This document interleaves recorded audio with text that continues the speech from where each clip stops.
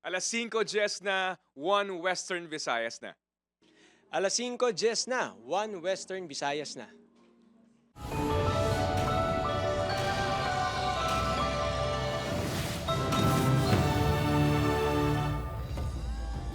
Mga balita nga atong tutukan subong nga Biyernes. Task Force voltahe ginasikar na ang mga linya sang street lights sa Silay City bangod sang natabo kagabi. 47 anyos nga lalaki patay matapos makuryente sa open wire sang street lights sa Center Island sa General Luna Street, Silay City. Masobra 800 ka peke nga PWD IDs na kumpiskar sang Silay City LGU halin sang 2023. Pila naman ka negosyante sa Bacolod City nagareklamo nga may nagagamit sang peke nga PWD ID.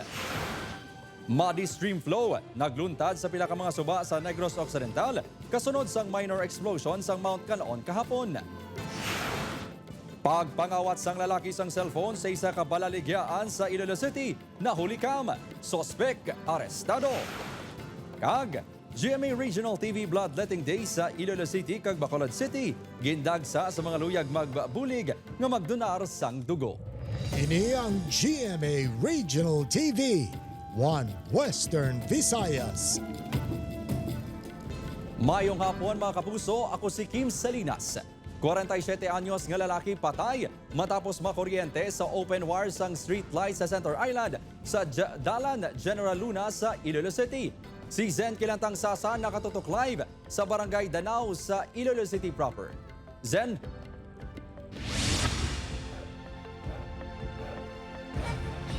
Kim, positibo nga nakilala sang pamilya na pasya ang ilahimata matapos nga nakuryente kagabi diri sa city proper. Makita sa sini nga mga litrato ang pagtinguha sang pila ka persona nga ma-revive ang isa ka lalaki. Ang amo nga lalaki ang nakuryente sa Center Island sa Barangay Danao City proper pasado alas 6 kagabi. May pila sini sa kamot nga ginapatihan diri naglatay ang kuryente. Sa investigasyon sang kapulisan, matabok kuntani ang lalaki sa piyak nga dalan apang bangod may alambre nga nagaserbe baral sa lugar, iya inigin papanaog. Kinhawi, iya balagi papanaog niya. Tapos, ang punta sa tugali nakatandog sa open wire sa poste, sa street light dito nga may mga Christmas light, nga nagasiga na, ang buto nga nakurente siya. Gilayon nga gindala sa ospital ang biktima apang gindeklarar nga dead on arrival. Ginkilalang lalaki kay Dani Napasya, 47 anyos, kag residente sang barangay Siniquay, Lapuz. Base sa pagpangusisa sang kapulisan, si Napasya ang masami nga nagaliho-liho sa lugar kag nagapangayo-ngayo sa mga nagalabay. Gilayon nga ginrespondihan sang Task Force Voltahe sang Iloilo City Engineers Office ang lugar kagabi kag nakitaan ang GI wire ukon alambre nga nagtugas ang pagkakuryente sang biktima. Ang amon linya na sa dalom, safe ina siya. So nasulod ina sa junction box or sa pole box sa dalom sina nga lampos. Pero kung hindi mo na saya ma'am pag i-attempt nga hunoson or safe na daya ma'am sa dalom. So sa subong ma'am ngayon pasuguan na to namon personnel namon nga safety yon ang tanan nagid nga linya. Nahibaloan nga ang lugar sa aksidente ang hindi talabukan sa mga tao. Suno sa utod sang biktima, wala ini nagatiner sa ilabalay. Bali, may padbalay kami nga nagkanto nga kung kilala ang ara sa Facebook bala. Medyo gintabunan ng tsura pero sa balatyagon ko siya. Hingyo naman sa pamilya sa syudad kung tani mabuligan sila sa pagpalubong sa ilahimata. Kim, sa subong, ginaimbestigahan na sang kapulisan kung sino ang may salabton sa insidente. Samtang nagpaiway naman ang pamilya nga ipaidalom sa autopsy ang bangkay sang ilahimata. Kim? Madamong gid nga salamat, Zen Kilantang Sasa. Masobra 800 ka peke nga PWD IDs na kumpiskar sang Silay City government sa sulod sang halos 2 ka tuig. Sa Bacolod City naman pila ka negosyante nagareklamo sa paggamit sang peke nga ID. Inang gintutukan ng Zen Kilantang Sasa kag Adrian Prietos. Sang damlag lang, nagpagwa sang statement ang Restaurant Owners of the Philippines bangod sa paglapta sa madamo nga peke nga PWD cards sa din apektado ang restaurant industry. Nangin issue man ang peke nga PWD ID sa Iloilo. Sa karon gani 841 na mga nakumpiska nga peke nga PWD ID cards humalin sang 2023 sa nagumpisa butang sang security label o kon stickers sa mga PWD ID card agud matap na ang mga peke nga ID. Ang EO ni Mayor, effective March 1 of last year, March 1, 2024, limanduan ang mga establishments nga hindi nyo pag-i-honor ang mga PWD cards issued by Iloilo City Government kung wala sang security label. Ang food establishment nga ini doble halong sa mga peke nga ID. Aminado ang tagdumalahan nga dako ang epekto sini sa ilang negosyo. Ina-check naman sa sa iyasang DOH, PWD.DOH. So gina-check na munda kung verified or hindi. Sa pagkuha sang PWD ID sa Iloilo City Persons with Disability Affairs Office, gina-require ang residente nga may mapakita nga medical certificate nga may indikasyon sang disability. Mahimo lang nga maka-avail ang mga persona nga may visual disability kung hindi mabulong o kung magamitan sa antipara. Kinahanglan naman nga may rekomendasyon sang ophthalmologist. Si Joanne nga wala man sang physical disability, apang bangod nga diagnose nga may cancer, gin-issuean ini sang PWD card. Suno sa iya madamo sa mga nag-avail sang PWD card nga hindi man deserve. Damo naga-fake nga mga PWD tungod kuno ay muimo lang sila bla para may syuhan sila kag kilala nila. Sa subong may 15,643 na ang PWD card sa syudad nga may security sticker. Masobra naman 17,000 ka PWD cards nga may QR code ang na-release ang Bacolod City LGU. Sarang ini maskan agud mahibaluan kung lehitimo o kung peke. Apisar sini, madamo gihapon nga mga negosyante sa syudad ang nagareklamo sa padayon nga paggamit sang peke nga PWD ID agud makakuha sang diskwento sa ginabakal nga produkto kag pagkaon. Kalabanan kuno sang ini nga mga ID ang gin-issue sang iban nga LGU sa luwas sang syudad. Wala verification, tikay ilaya ID, normal nga ID. Nang fair lang tani sa tanan nga bagay. Kay kung normal ka maging nga tao, dapat fair ka sa tanan, hindi ka dapat maginuti.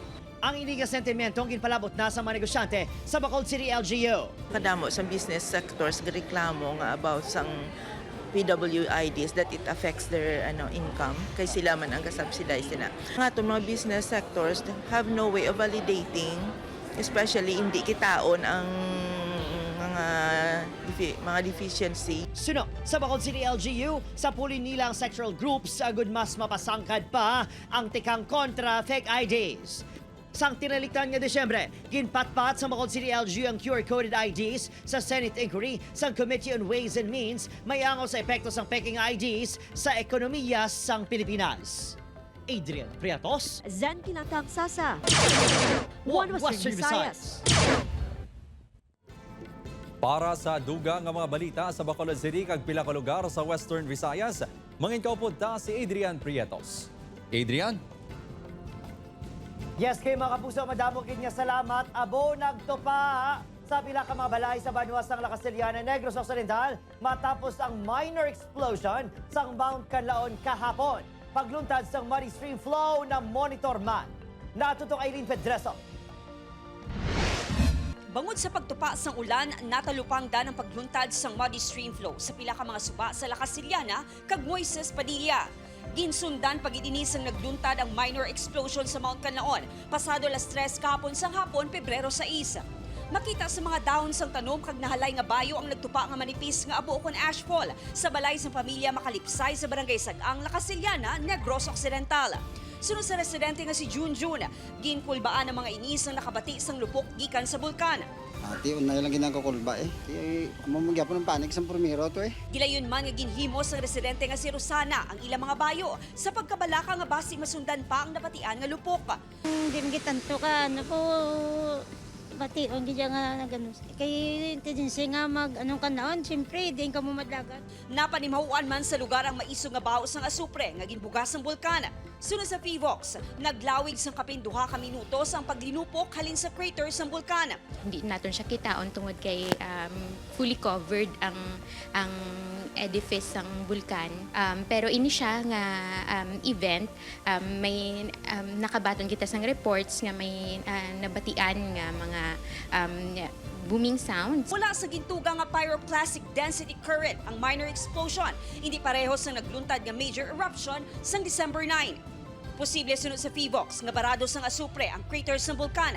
Kag bangod hindi makasungaw ang gas halin sa idalom sa bulkan, nagtuga ini sang pressure. Nagkaroon sang plugging sa aton nga system, and then amo ni siya nag-cause sang pressurization na naman, sang panibag nga pressurization. And subong ma'am no nga naga-enter sa magmatic unrest ang aton nga bulkan, expected na naton nga may ara kita nga mga minor explosions or pwede nga mag-lead into a major eruption. Bangod sa pabago-bago nga aktibidad sa bulkan, may posibilidad sunod sa PWOX nga ipasaka sa Alert Level 4 ang status ng bulkan. Upod Geruel Banggoy, Aileen Pedraso, 1 Western Visayas.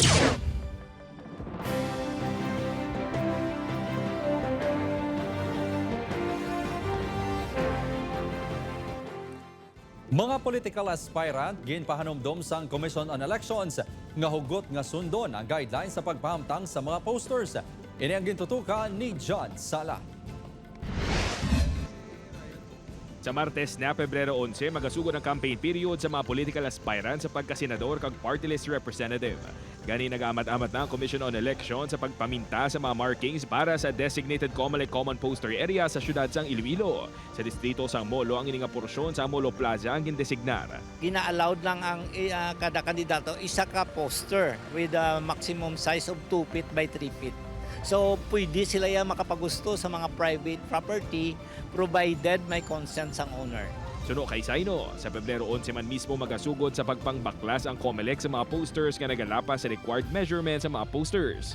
Kag pananglitan nga nakumpiskar na, hindi na pwede pa nga makuha sa nagapanag-iyang aspirant. Palariyas ang aton nga may political party o kun wala palariyas gid ang pagtamod naton based sa layi agpapamutang sa mga poster. Para sa botante nga si Racine, importante nga mangin responsable ang mga political aspirant. Kag dapat wala nagalapta lang kung sa diin-diin ang ilang mga campaign paraphernalia. Kinanglan may mga designated areas nga kung diin ka pwede sa mga posters. And of course, kaya para ma-avoid mo ng pagdaptas ang basura. Dili naman makitaan suno kay Trish ang commitment sa mga aspirants bangod sa gamay lang nga bagay. Kaangay sa pagsunod sa common poster area, makitaan ng ila karakter. Sa mga lang, hindi sila responsible para mag-handle sa amo pag nakadako nga bagay. Samtang sunod naman sa Philippine Army, nakahanda sila kaupod ang Philippine National Police agud masiguro ang katawhay sa mga lugar nga makabig NPA-infested areas. Manumduman nga sunod kay IPPO Director Colonel Bayani Razalan, ginatutukan na sa otoridad ang mga lugar sa boundaries ng Iloilo kag Capiz, bangod diri ang may mga ginapahayag presensya sang rebelde nga grupo. Upod kay Hans Desierto, John Sala, 1 Western Visayas. Mabu sa GMA Regional TV Blood Dating Day 2025 sa syudad sang Iloilo kag Bacolod, gindagsa sang mga luyag magdonar sang dugo. Yari ang balitang among gitutukan ni John Sala. First time sang pulis kasi Patrolman Lyndon Cañete nga magdonar sang dugo. Aminado nga ginkulbaan nini samtang nagapalapit sa donation area. Apang nagpangibabaw kuno ang katungdanan bilang isa ka pulis nga to serve and protect. Dako gini nga bulig sa aton community sir. Kag sa aton serbisyo sir nga to serve sa community sir. Isama niya siya sa aton activity nga makabulig man sa iban. Si Manong Hiram naman ang nagalantaw-lantaw ng kuno sang TV sang makitaan sa One Western Visayas ang pangagda nga magpakigbahin sa Bloodletting Day. first time man sini nga magdonar sang dugo. Gani excited na ini nga makabulig sa mga nagakinahanglan. Mo kinang isa man ka importante makabulig sa pariyot ang gakakianglan sang dugo. Santay Patrolman Lindon kag Hiram ang duwa lang sa mga nagdagsa sa Robinson's Place, Iloilo subong adlaw. Nadamaan sa mga nagdonar ang nagikan sa Police Regional Office 6 kag Philippine Coast Guard Station Western Visayas. Need ang continuous nato na donation because the Philippine Red Cross the Western Visayas Regional Blood Center is supplying the 26 hospitals here in the province ni Iloilo. So every day gahatagid mi naga-request gid sang dugo kag naga-need gid na matagaan ang ilan mga pasyente. Samtang sa Bacolod City, regular kag first-time blood donors ang nagdagsaman sa GMA Regional TV Bloodletting Day. Magluwas sa mga miyembro sang PNP kag Bureau of Fire Protection. May mga civilian man nga nagdonar sang ila dugo. Ang bombero nga si JV, first-time donor. Malipay ka man nga makahatag ka, makadonate siya. Kagabi, nakatulog lang ko sir at least 6 hours siguro sir preparation para sa pag-donate ko subong sir. Si Larry naman, mga 4 beses sa isa ka tuig kung magdonar sang dugo. Kaya every 3 months, dapat magpailis gidugo mo para limpyo bala kag nami isa pamatyagan. Do ka okay, katawhay ka nami isa pamatyagan. Nagdangat sa Masobra Shin ang nagpaidalom sa maidid nga screening sang Philippine Red Cross kag Bacolod Adventist Medical Center. Bangod February is Kapuso Month. Full force man ang aton mga kapuso gikan sa GMA Radio kag GMA Regional TV sa Bacolod nga mag-donate blood to save lives. Siyempre support kita una-una and kabalo kita nga ti kinanglan bulig to ka social responsibilities. As of 2 p.m., naglabot sa 63 ka bags ang nakolekta sa syudad sa Bacolod. Samtang sa Iloilo City naman, as of 3 p.m., 49 bags naman ang nakolekta. Upod Kiril Casillo, Adrian Pretos. Upod kay Hans Tisierto, John Salat. 1 Western Visayas. Bantayan! Pagpangawat sang lalaki sang cellphone sa isa ka balaligaan sa Iloilo City. Nahuli kam, sospek, arestado. Ini ang GMA Regional TV, 1 Western Visayas. God save the Philippines. Ini ang sentro sang mensahe ni Vice President Sara Duterte kaangot sa impeachment case batok sa iya nga ginpasaka sang Kamara de Representante sa Senado sang Miyerkules. Suno sa Vice Presidente, ginapangamuyuan sini ang Pilipinas. Apang, wala kuno ini isang plano nga magbiya sa iya posisyon bangod sa kaso. Handa man kuno ini nga respetuhon ang mga desisyon sang Senado.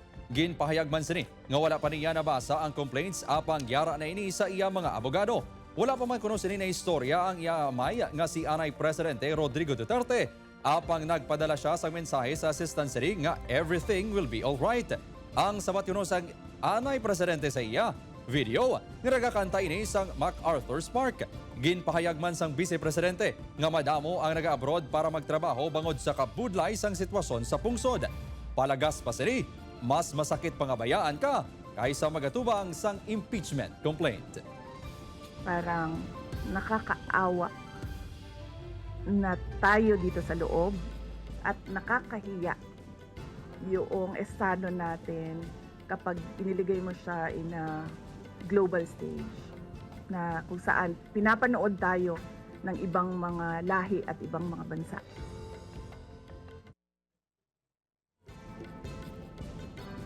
Samtang sa Negros Occidental naman, Silay City Mayor Judith Gallego ginpapanaugan sang show cause order sang kamera na tuhoy sa ginausisa nga 1.1 billion pesos nga loan sa LGU.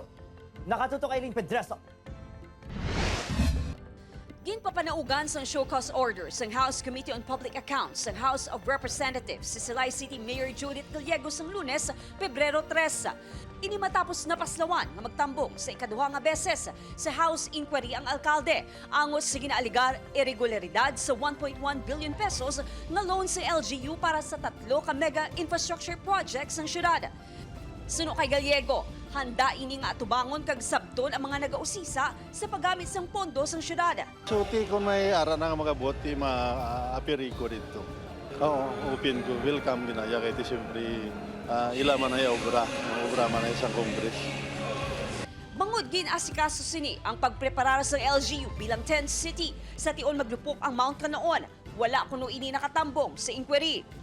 Madumduman nga nag-ugat ang investigasyon sa 1.1 billion pesos ng infrastructure projects ng LGU matapos ginpahayag ni Representative Stephen Paduano nga luyag sini usisaon kung paano ginusaras ng LGU ang nasambit nga pondo. Lakip sa mga ginausisa ang 300 million pesos nga pondo para sa pagpakayo sa Silay City Public Market, 300 million pesos sa pagtukod sa Silay City College, kag 500 million pesos nga proyekto para sa Silay City Government Center. Nagapati si Paduano, chairman sa Committee on Public Accounts, nga may irregularidad sa paggamit sa Silay City LGU sa 1.1 billion pesos para sa infrastructure projects. This is now the third hearing. Makita mo nga based on the statement and position of the resource persons, may problema. Nagpatigayo naman sa investigasyon ang Commission on Audit sa paggastos ng LGU sa mga proyekto. Sa 1.1 billion pesos nga loan, 367 million pesos na ang na-release nga kwarta sang bangko. Wala naman sa may nabaton ng resignation letter si Mayor Gallego gikan kay Silay City Legal Officer Attorney Janos Harder nga ginpahayag nag-awol matapos 2 ka beses nga gincontempt sang House Committee on Public Accounts bangod wala man nagtambong sa House inquiry. Upod Keruel Bangoy, Aileen Pedraso, 1 Western Visayas. Pagpangawat sang lalaki sang cellphone sa isa ka baliligaan sa Silay City, nahuli kam. Sospek, arestano. Si Zen Kilantang Sasa nakatutok. Sa video nga ini makitaan nga nagabakal ang customer nga lalaki sa sulod sang establishmento. Matapos nga nagbayad ang lalaki, nagtalikod na ang cashier. Dali-dali naman nga ginkuha sang lalaki ang cellphone nga nakatungtong. Sa investigasyon sang kapulisan, ginbantayan sang lalaki ang cashier sang nakatsyempo na, dito ginkawat ang cellphone nga nagabalor sang 8,000 pesos. 12:49 midnight natabo ang ang insidente. So nagtawag sila diri sa police station mga 1 o'clock in the morning. Kay gin-review nila ang CCTV nila kung nga hindi na nila makita ang cellphone. Bangod sa nakuha ang CCTV footage, madasig nga nakilala ang suspect nga si Robert Salon sang barangay MV Hachanova Haro. Nadakpan ang suspect sa sulod sang bingguhan sang isa ka mall kaina sang aga. Talalupang doon nga wala pa ini nakailis sang iya panapton. Nakita siya sang guard, nagtawag ang guard siguro sa sa police station 2. So ang police station to nag-coordinate man diri sa police station 9 kag ginkaduan siyempre sang investigador sa dito kag ginkuha ang ang suspect. Sa record sang kapulisan, may kaso ini may kaangtanan sa illegal nga droga sang 2018 kag may kaso sa pagpangawat sang 2017. Ginatinguan na nga ma-recover ang gingkawat nga cellphone samtang nagahulat pa ang kapulisan sang desisyon sang tagdumalahan sang balaligyaan kung magapasaka sang kaso batok sa suspect. Upod kay Cirilo Randuque, Zen Kilantang Sasa, 1 Western Visayas. Mabung sa nag-aagnas ng bangkay sang wala pa makilalaan nga lalaki sa nasapuan sa tuha sa katubuhan sa bahin sang Sitio Lemoncito, Barangay Quintin Remo sa Banwa sa Moises Padilla, pasado alas 3 kahapon Pebrero sa East. Suno pa sa kapulisan, isa katapasero nga nakasapo o kung isa katapasero ang nakasapo sa biktima nga abisini sa kulang. Sa basura, apang sanggin palapitan, dito nakitaan ang bangkay. Sang tawo, may mapilas sa pagkatiro sa nagkanilaan nga parte sang lawas ng lalaki. Suno sa kapulisan. Posible suno sa hepe sang Moises Padilla PNP, yang ginbilin lang sa lugar ang biktima matapos ginpatay. May tattoo ini sa natuo nga bahin sang iyak kamot. According sa investigation sa atong kasubot team, may siya pinto kagansyan tuon. Hindi naman matulad sa posibilidad nga inbilin doon sa area nato.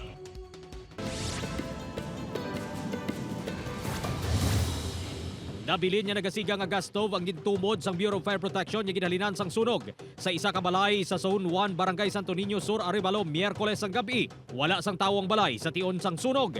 Madasig man niya napalong ang kalayo kag wala na naglaton pa sa kaingod nga mga balay. Ginabanta nga naglabuot sa 43,000 pesos ang danyo sang sunog. Pahanumdum sang Bureau of Fire Protection nga maghalong sa paggamit sa mga gas appliances agud malikawan nga masunugan. Ginatutukan sang Talisay City Social Welfare Development Office ang rehabilitasyon sang masobra 200 ka mga persona nga nabiktima sang dako nga sunog sa Barangay Zone 5 Talisay City Martes, Febrero 4. Masobra 50 ka balay ang gidlamon sang kalayo. Nagakinahanglan sang duga nga bulig para sa pagkaon, mga bulong kag materyales agud liwat nga makapatindog sang ila balay ang mga nasunugan. Nagapabilin sa evacuation center ang pila pa ka mga nabiktima sang sunog.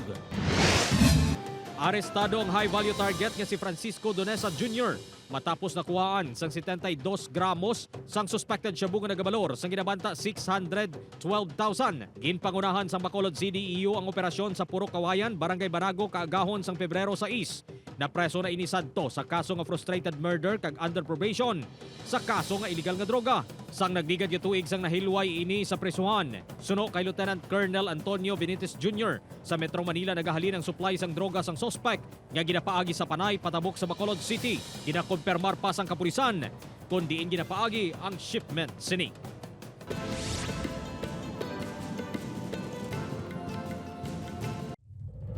Ini ang GMA Regional TV, One Western Visayas. May ginasundan na nga persons of interest ang kapulisan sa mga nag-order sa masobra 500,000 pesos nga balor sa illegal nga droga nga ginbilin sa Barangay Kompanya Sentral sa Molo, Iloilo City. Pasado alas 9 kagabi sang isa ka pangayaw nga ginkilala kay alias Junior, 45 anyos ang distrito sang Arevalo, ang nakakita sang isa ka pouch sa igad sang dalan. Gilayon ini nga nagpahibalo sa barangay kag sa kapulisan sang iya nakitaan. Sang gin-turnover na ang pouch, dito na diskubrihan sa kapulisan nga nagaunod ini sang 16 ka sachet isang suspect. Hindi ni ang first time nga naitabo ina sa barangay. Third time na ini. First and second time, marijuana lang to. Amo magyapon gi-drop. Ang nakagakuha pag ito pag last time is tanod. O kita-kits mga kapuso, updanta ang mga taga-Candoni sa Negros Occidental sa pagselebrar sila 12 dinagyaw sa Tablas Festival. Magpadulong na sa Candoni Sports Center, Negros Occidental para magbonding sa stars sa prinsesa ng City Jail, Sofia Pablo Alinansay, Radson Flores, kaupo si Pipita Curtis sa Grand Kapuso Fiesta. Kita na kita sa February 11, 2025, alas 7 ng gabi. Mga kapuso, bantog ang Iloilo Sunset Boulevard sa matahom nga view sang pagtunod sang adlaw kag sang Iloilo River. Magluwas diri manami ang huyop sang hangin sa lugar kag kagabihon nga ginabalik-balikan man sa mga residente. Apang dugang pagid sa mga atraksyon ang mga tion nga nagahugpa ang grupo sa mga tulabong sa lugar. Ang mga tulabo ang sa isang pispis nga tingob nga nagalupad kag nagahugpa sa isa ka lugar para magpakita sang pagkaon. Ini ang nagapakita nga ang palibot sang Sunset Boulevard ang manami nga destinasyon sang mga migratory bird.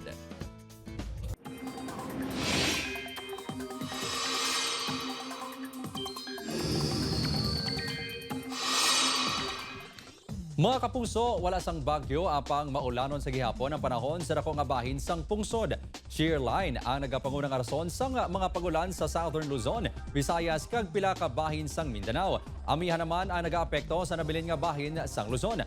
Base naman sa rainfall forecast sang Metro Weather, may tsansa sang ulan sa Aklan, Capiz, Antique, Iloilo, Guimaras kag Negros Island Region. Mabaskog ang ulan sa pila ka bahin sang probinsya gani. Posible ang pagbaha o kon landslide. Posible man ang pagulan sa nabilin nga bahin sang pungsod.